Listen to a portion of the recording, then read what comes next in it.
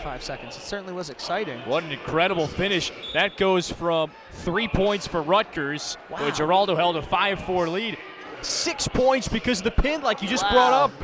What a great match. Wisconsin winless in Big Ten play. That's an extremely important start for the Badgers. They have this 6-0 lead. And we highlighted it before. That's one of just the 2 ranked wrestlers for Wisconsin. Rutgers has 7. If you're the Badgers, your work is not done yet. And the second bout, doing 141. And it's Anthony Ashnault. He's number 6 in the country for Rutgers, wearing the black singlet.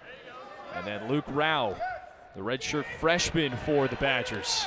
Ashnault working on a takedown on the line. That's 2 around the ankle there. But I'll tell you, I can't get over the last match.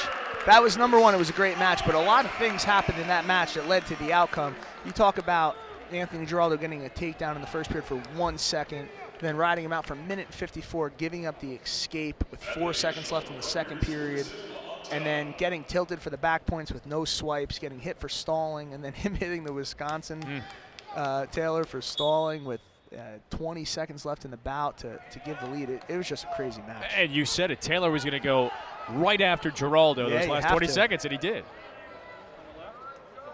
Well, Taylor, that's now his first victory against a ranked grappler this year. Jeez, that was unbelievable. And if you're Wisconsin, that's the way you need to start this duel.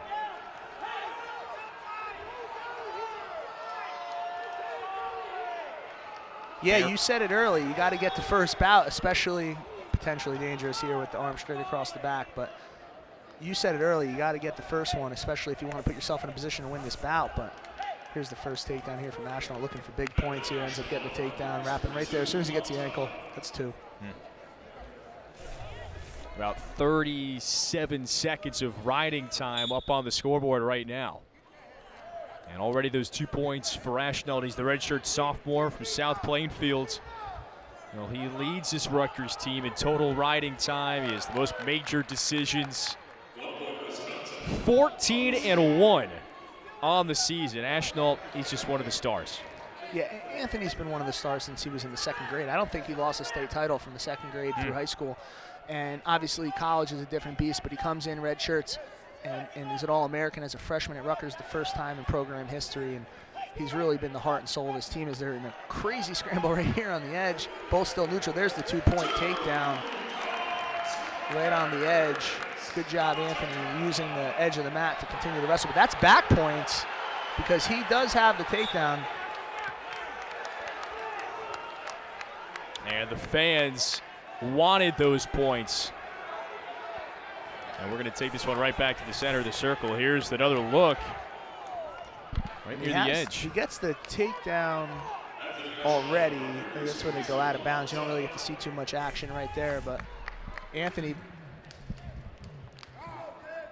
building a 4-1 lead here with just under a minute of riding time. Let's bring in our 3rd member of our crew, TJ Kern. He's down at the mat. On that last takedown there by Ashnault, down at the end of the circle, you could see a lot of people in the crowd begging for back points, but his ankle was in fact locked up with the other wrestler, so they was unable to award him those. So he'll have to bring him back to his back in another fashion if he wants to earn those points.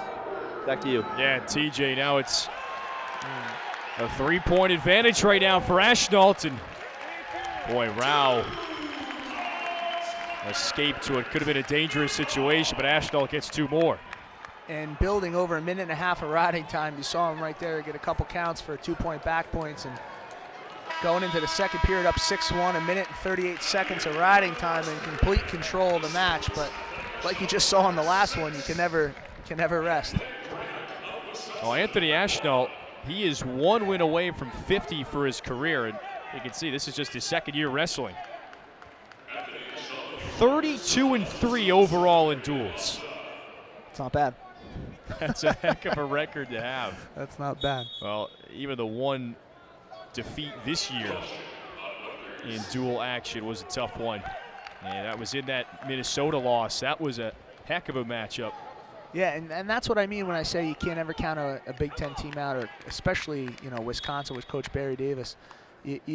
Minnesota comes into that match not ranked, a whole bunch of their guys not ranked, a little bit of a down year for a team that's been in the top 5 nationally for years, with legends like Damian Hahn wrestling there from New Jersey, and they come out and they beat Rutgers, who's, you know, top 10 in the country all season long. It's the Big Ten is as good as it gets for wrestling. Yeah, and you brought it up before.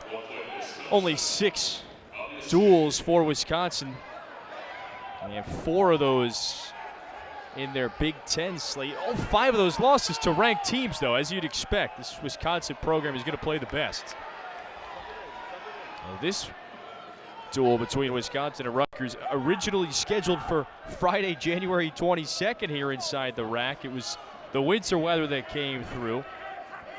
Winter Storm Jonas rescheduled this one, postponed it to today, so Rutgers and Wisconsin both in action. Then the Scarlet Knights take on number 8 Michigan on Sunday. Wisconsin's got to go back home for a duel on Sunday as well, so a busy weekend. They're both out of bounds, guys. Sorry, I can't. This is a little late there. Yeah, I mean, you're watching the action, right? And the officials watching the action, but they're clearly a foot out of bounds for over 2 seconds. You got to pay attention a little bit better. And in my opinion, when an official is officiating a match, or any game for that matter, they're there to keep the rules the same for everybody. They're there to, you know, count points and enforce the rules, but they should be shadows. They should just be like the lines on the field to tell you how many yards there are in the game. They really shouldn't be there. You should almost not know they exist, because the athletes should determine the outcome of the game. And already in the first 2 matches, you can see that that's maybe not the case every time. A couple questions, especially at the end of the Giraldo-Taylor match. That was Taylor who pinned Giraldo. Ashnault, though, as we near the end of the second period, with the 4-point advantage over Luke Rowh. That's the redshirt freshman from Hastings, Minnesota.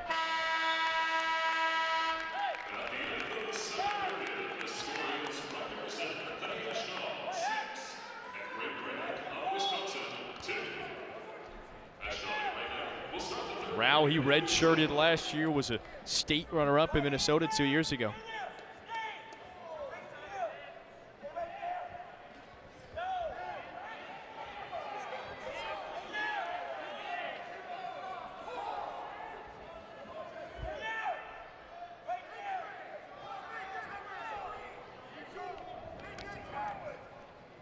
.30 seconds left here in this third period. Ashnault neutral here, trying to get another takedown. You'd like to see the major decision up 6-2, 7-2 with riding time. 2 more takedowns will start to pull that away. Right here on the edge of the mat, in good position. Again, he's got to drag him back to the center.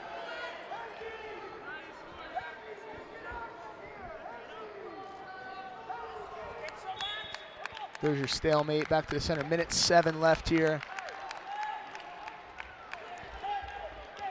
Coach Barry Davis screaming for his guy, trying to tell him to post, shoot to the outside leg, the knee pad leg. Let's see if he listens to him.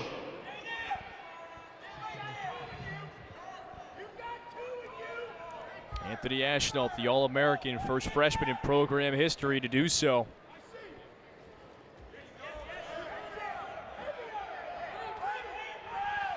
(14-1) this year in duels, and trying to get to 15-1. He's got the 4-point edge. Riding time is now locked up, 7-2, not on the scoreboard, but 7-2. He's going to have to get at least 2 more takedowns here to get the major decision.